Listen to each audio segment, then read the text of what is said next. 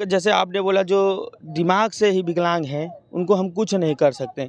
अब पैर से विकलांग होना कोई विकलांगता है? मानसिक लोग विकलांग है तो उनकी कोई दवाई नहीं है, कोई इलाज नहीं है भाई। तो जो मानसिक विकलांग है तो वही लोग तो गुलाम बने, वही लोग मारे जाते हैं, उन्हीं लोग के बहन बेटियों के साथ गलत काम होता है, उन्हीं को न्याय नहीं मिलता है। तो उनको अपना मानसिक विकास करना चाहिए, लेकिन नहीं, मानसिक गुलाम बने हुए भी आज भी हमारे। उत्तर प्रदेश के इस वक्त हम नगीना में हैं और नगीना में जैसा कि जानते हैं कि मानवर कांसीराम साहब का जो है वो 90वां जन्मदिन मनाया जा रहा है और पार्टी का जो आज़ाद समाज पार्टी है उसका चौथा स्थापना दिवस मनाया जा रहा है। देख सकते हैं पीछे जो है वो बैनर लगा हुआ है, सारा प्रोग्राम स्टार्ट है और मेरे साथ देख सकते हैं कि हैंडीकैप्ड जो है विकलांग पैर से हैं, ये भी इस प्रोग्राम में शिरकत किए हुए हैं। आखिर क्यों आए हैं, क्या इनका जो है वो विजन है, क्या सोच रहे हैं, आने के बाद जानते हैं।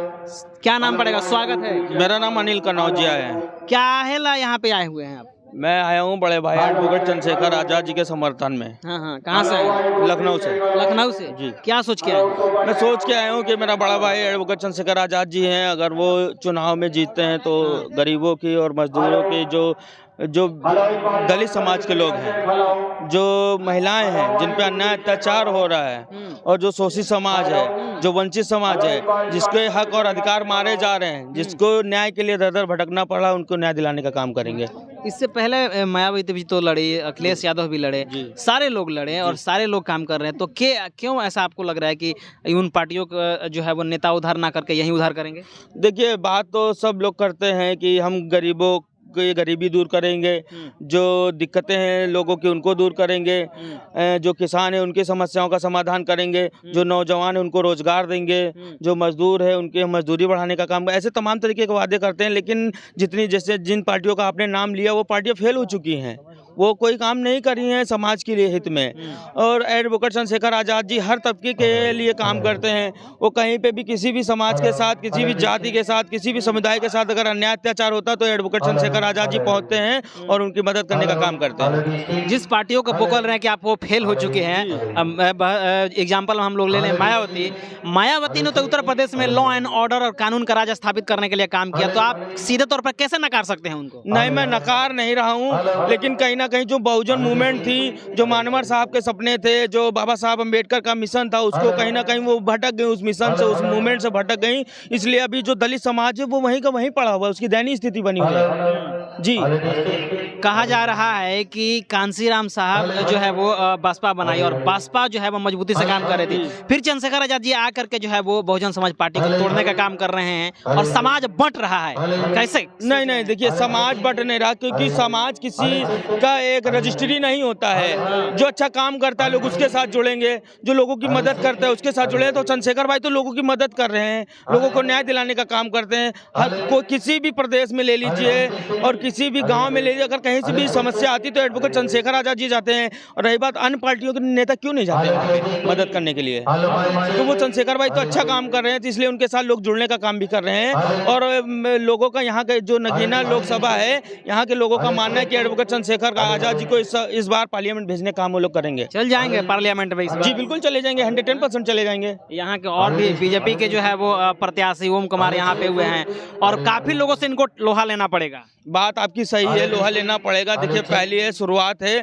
लेकिन अगर ये समाज के लोग चाहेंगे, ये जनता और पब्लिक जो है वो चाहेगी कि हमारे हक और अधिकार सुरक्षित रहें, हमारे आने वाले बच्चों का भविष्य सुरक्षित रहे, उनकी पढ़ाई व्यवस्था की अच्छी व्यवस्था हो और स्वास्थ्य व्यवस्था अच्छी हो, सारी चीज़ें अच्छी हो, तो वो एडवोकेट चंद्रशेखर आजाद जी को जरूर चुनेंगे। बाबा साहब पहले बार चुनाव लड़े, चुनाव हार गए। मानवर साहब चुनाव लड़े, चुनाव हार गए।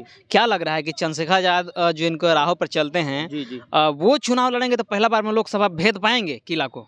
देखिए, अगर जनता चाहती है कि तानाशाह से मुक्ति मिले तो उसको ध्यान देना चाहिए, तो एडवोकेट चंद्रशेखर आजाद जी को वोट देना चाहिए। अगर एडवोकेट चंद्रशेखर आजाद जी जीतते हैं तो सर्व समाज का काम करेंगे, वो किसी एक समाज का नहीं काम करते हैं, वो सर्व समाज का और जितनी जातियां हैं सभी जातियों का भी काम करते हैं। ऐसा कोई उनमें कोई भी भेदभाव नहीं है। टैग तो लगा कि 85% कहीं काम करते हैं, 15% को नकारते हैं। तो 15% हमको भी नकारता है भाई, तो हम नकार देंगे तो क्या दिक्कत है?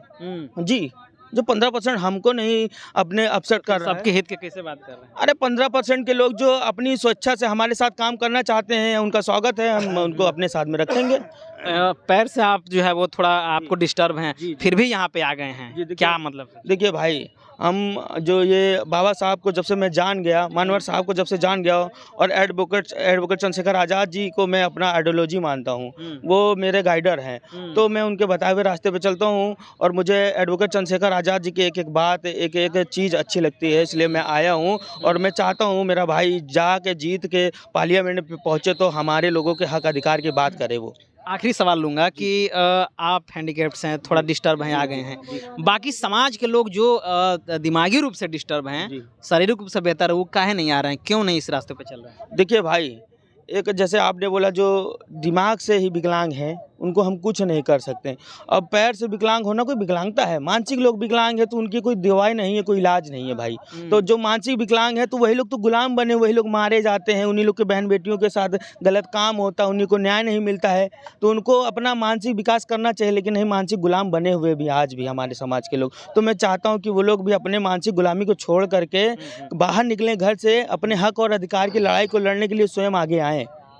चलिए, तो ये थे काफ़ी बेहतरीन तरीक़ा से जो है वो कांसीराम साहब के और जो है वो चंद्रशेखर आज़ाद जी के बारे में बताया कि क्यों हम आए हुए हैं और क्यों उनको संसद में जाना चाहिए, और बाकी जो लोग जो है वो दिमागी रूप से विकलांग है, शारीरिक रूप से बेहतर है, वो क्यों नहीं आ रहे हैं। इस सारे बातों पर उन्होंने बात की। बाकी आप इस खबर को, इस बातों को किस प्रकार से देख रहे हैं, प्रतिक्रिया जरूर नीचे कमेंट बॉक्स में दीजिएगा। और चैनल पर पहली बार आए हैं तो चैनल को सब्सक्राइब करें, वीडियो को लाइक करें, शेयर करें।